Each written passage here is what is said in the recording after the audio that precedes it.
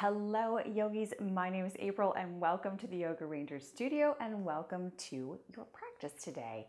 Today we're going to be doing something that none of us like to do, but really need to. No matter what age you are or what condition you are or what's going on with your body overall, your core is one of the most important areas of your body to keep healthy, mobile, strong. Why? Well, number of reasons. One of which is that it helps support your back. So your core goes all the way around. It has a top and a bottom. So your diaphragm would be the top, your pelvic floor would be the bottom. And you have these muscles that wrap all the way around in different layers. They go up and down, they go zigzag, they go across. And you have all of these helping support the lift of your back. So helping you stay upright.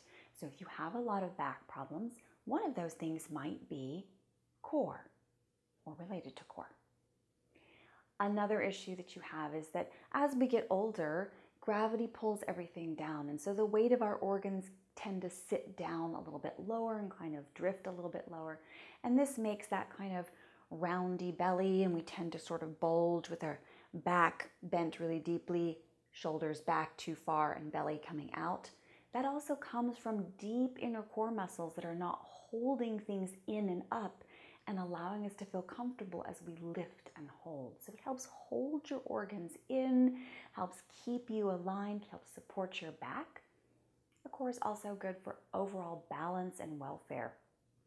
You use your core in almost everything that you do, every movement that you make throughout your day, your breath, everything is core related. So keeping your core strong and healthy is one of the best ways to support yourself. So I promise that this core practice will be short and to the point, but it will be focused on being on our back. So this is a non-weight bearing core practice. I've had a lot of requests for no shoulders, no wrists, no hands for the core. And there are ways to get to your core without doing planks or sit-ups, just to let you know. So you don't need any equipment. All you need to do is come onto your back, keep an open mind, know that you can do this. And if you feel like you need to stop or take a break, you always can. But we're going to just start with some little pelvic tilts. So taking the feet about hip distance apart. Lucy's going to help us here.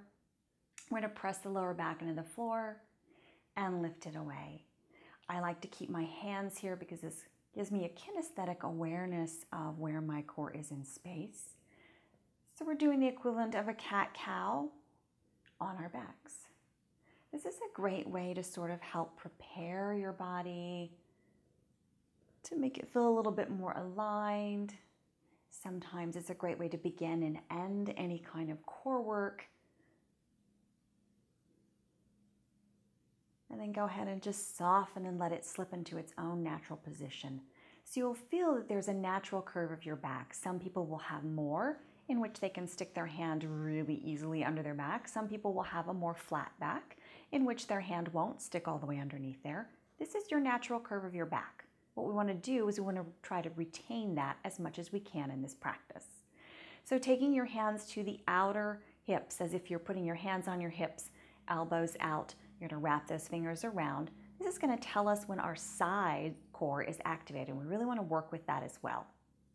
We're going to go ahead and lift those knees to a 90-degree angle. Point your toes. And we're just going to take some breaths here. So already there's a little bit of core activation. You may feel the side waist engaging. This is good. Front, back, everything's working. In core work, don't forget to breathe. That can be really easy to forget. And wherever you're at, keeping that natural, neutral curve of your back, whatever it is for you.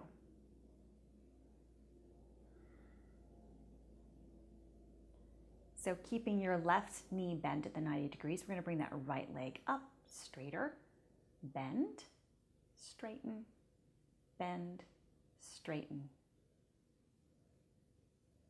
Do 5 more at your own breath pace. Your toes can be pointed. Just to start here.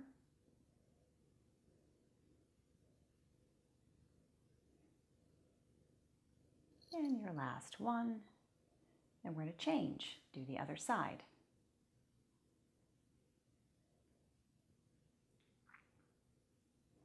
You may already start to feel a little bit of heat building, some activation.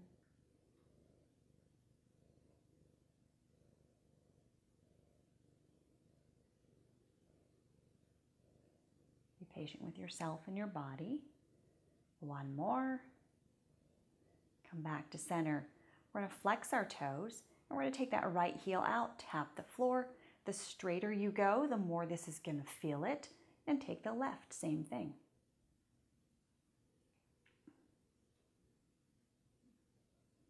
Right, then left. If you want to, you can just take the bend and tap the heel down if that's better for you, or you can take it out straight. Remember, this is building up to it. You don't magically have an instant core. Sometimes you have to work at it.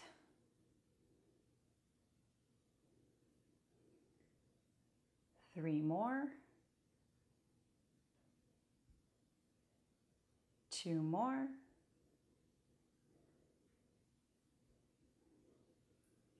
And one more.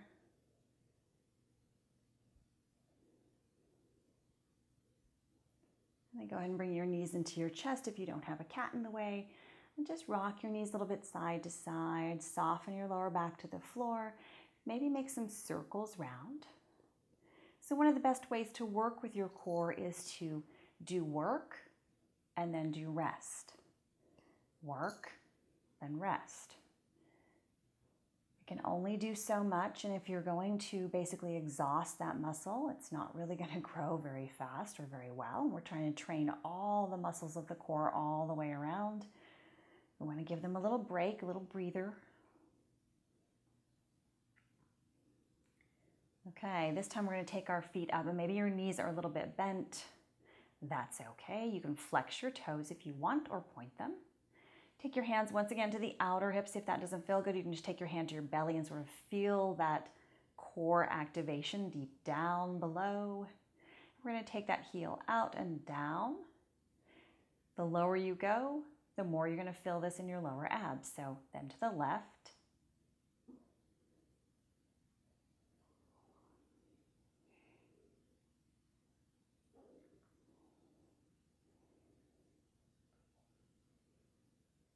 Taking 5 more. Keeping your back in neutral. Don't forget to breathe. 4 more.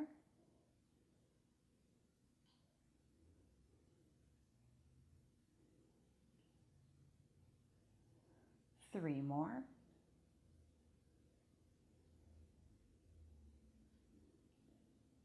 2 more.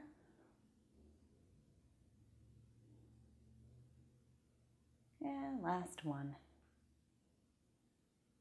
Here again, hug your knees into your chest. Give them a little squeeze. Rock side to side.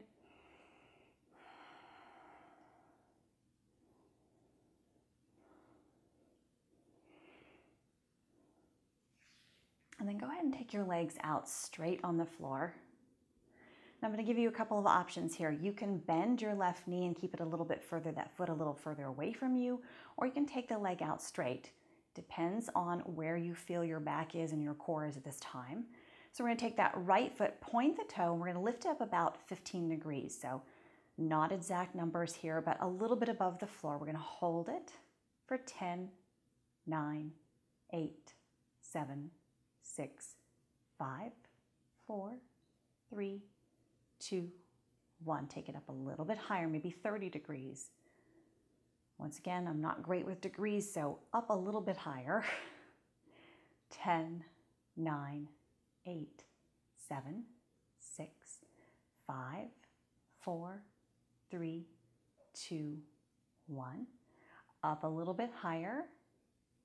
10, 9, 8, 7, 6, 5, 4, 3, 2, 1.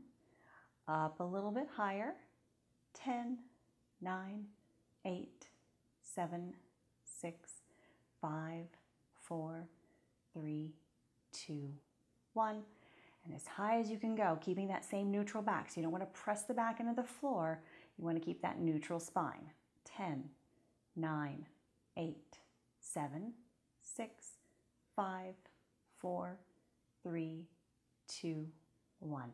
Drop that leg down, maybe windshield wiper your knees side to side. So maybe you felt a lot of this in the top of your thighs and in your hip flexors. These are the muscles that help support the core. So often when we activate the core, these are sort of the secondary lifters. So oftentimes this is an area that also needs to be strengthened a little bit to help build that core up. Changing sides.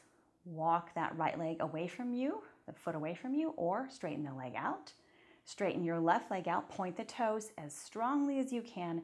We're going to take that 15-degree angle, a little bit off the floor. 10, 9, 8, 7, 6, 5, 4, 3, 2, 1. Lift a little bit. And while you're doing this, think about really feeling and noticing if you have some core activation. Maybe it's really deep down in there. Maybe it's not the top layers. Feeling deep down. 2, 1, up a little bit higher. Now maybe you're starting to feel it more toward the center in a different area. 6, 5, 4, 3, 2, 1. Up a little bit higher. 10, 9, 8, 7, 6, 5, 4, 3, 2, 1. And then up as high as you can go without changing the curve of your back. Natural, neutral curve. 10, 9, 8, 7, 6, 5, 4, 3, 2, 1. Drop that foot down. Rock your knees a little bit side to side.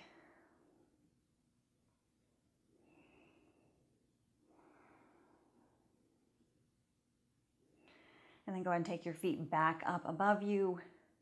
Here we're going to flex the toes strongly and we're going to do some little drops. So here we're really activating that lower core space, the side body. You can take your hand to the side body again. We're going to bend the right and bend the left. Almost like little kick ups where we're going to kick into our glutes and up toward the ceiling.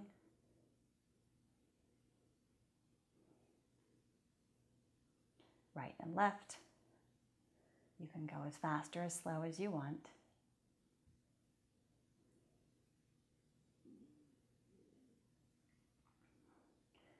Two more on each side.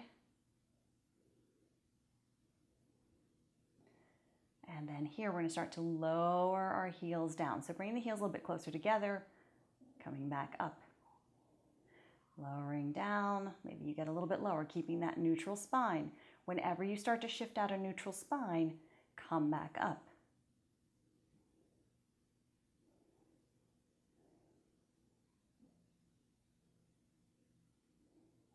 Go ahead and hug your knees into your chest, give them a little squeeze. We only have one more exercise to do.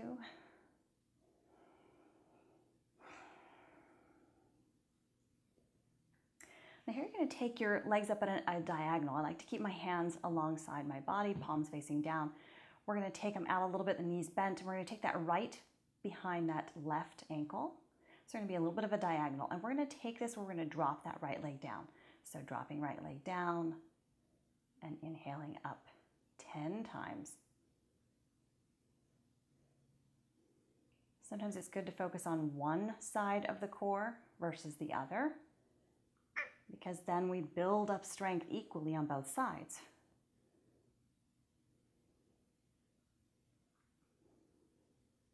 Two more. And last one. Back up, we're going to switch left behind right. Bend the knees out to the side, drop that left leg down. Remember that the inner left thigh is turning up toward the ceiling a little bit.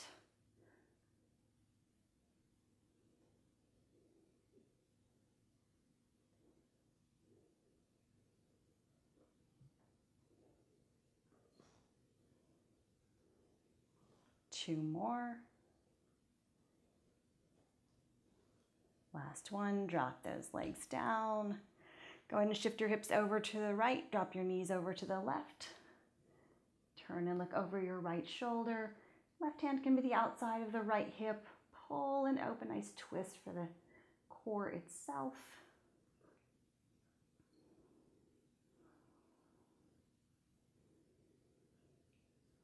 And then come back through center, switching sides. Drop those hips over to the left this time, knees over to the right. This is a great way to pop your back too. So if you hear mine pop, you know that's what happened.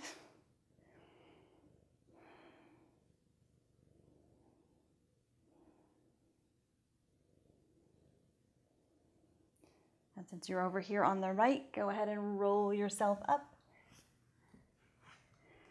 Come up to a seat. We're going to shift our hips a little bit over toward the left, right over to the right. Just a really gentle over to the left. Come back to center and core. That was quick. Thank you so much for joining me. Have a great week.